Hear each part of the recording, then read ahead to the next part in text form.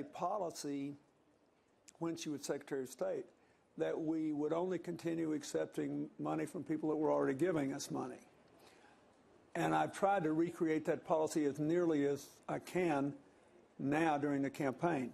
There's just no evidence. Even the guy that wrote the book apparently had to admit under questioning that he didn't have a shred of evidence for this. He just sort of thought he'd throw it out there and see if it'd fly. Not a shred of evidence. No hard evidence, not a shred.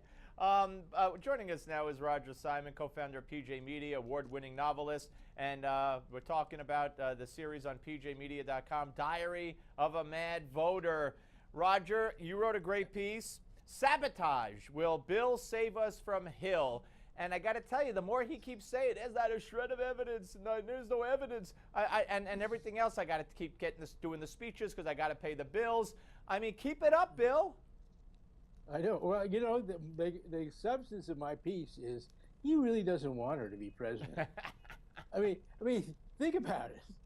What a crimp in his lifestyle. I mean, awful. I mean, even taking it out, which I don't know if you could, all the womanizing stuff, which he wouldn't be able to do so easily.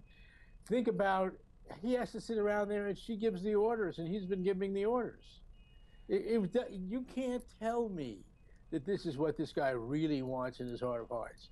No way. Therefore, all these kind of remarks he's making, so they're so off the cuff and dopey, are really coming from his, you know, inner life. You know what I mean? But Roger, you're right. I mean, when's the last time in a political event you could have said about Bill Clinton that his remarks are consistently off the cuff and dopey? I mean, he always has a method to his madness.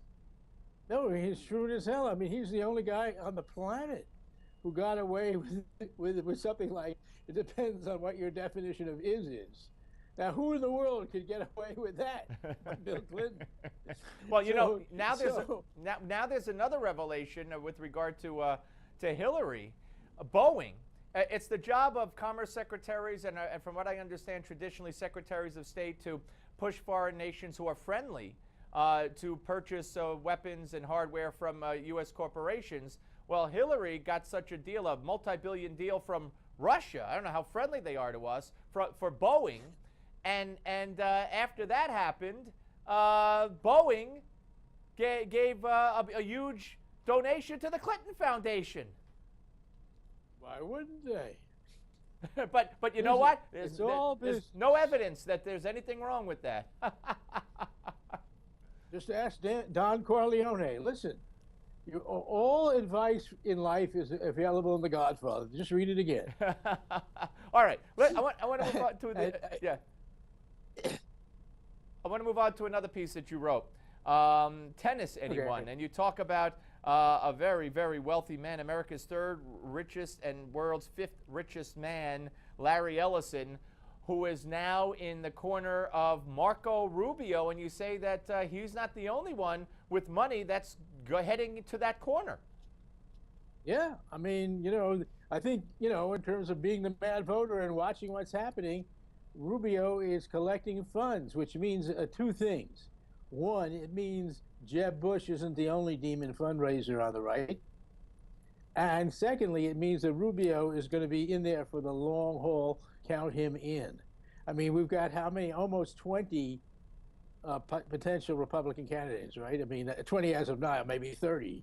Anyway, only some of them are going to be able to go into the long haul. I think we can count Rubio in for the long haul if he's got guys like Larry Ellison behind him. You know, and Larry Ellison is a big guy in my book because I'm a tennis freak. Yes, yes. And he's, you know, he's the guy who owns the Indian Wells tournament, which is a great tournament, by the way.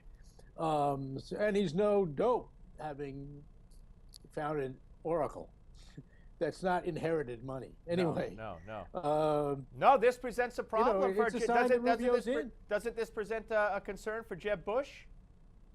Yeah, that's what I said. I mean, it means that Jeb Bush is not the only one who can say, hey, I can raise the money. Yeah. If Rubio is showing he can raise the money right now that will carry him through. I don't know if he can raise money like the Clintons. No one can raise money like the Clintons. You know, I don't know anybody, you know, maybe Bill Gates, but that's it. Roger, very quickly, 30 seconds. Did you see the Mark Halpern interview with Cruz, the Cuban questions, the Cuban food, the Cuban music, talk Spanish for me, the whole thing? Sure did. Puedo hablar español. La próxima vez, I'm going to answer Halpern's questions. Well, I'm glad that Cruz did not. I think he got sick of it all, and rightfully so. Always good to Oh, boy, yes. Roger, we'll speak to you next week. Appreciate you coming on as always. Roger Simon, ladies and gentlemen. Up next, go to pjmedia.com and read Diary of a Mad Voter, the whole series, which is underway. Give Me 5 is next. Don't go away.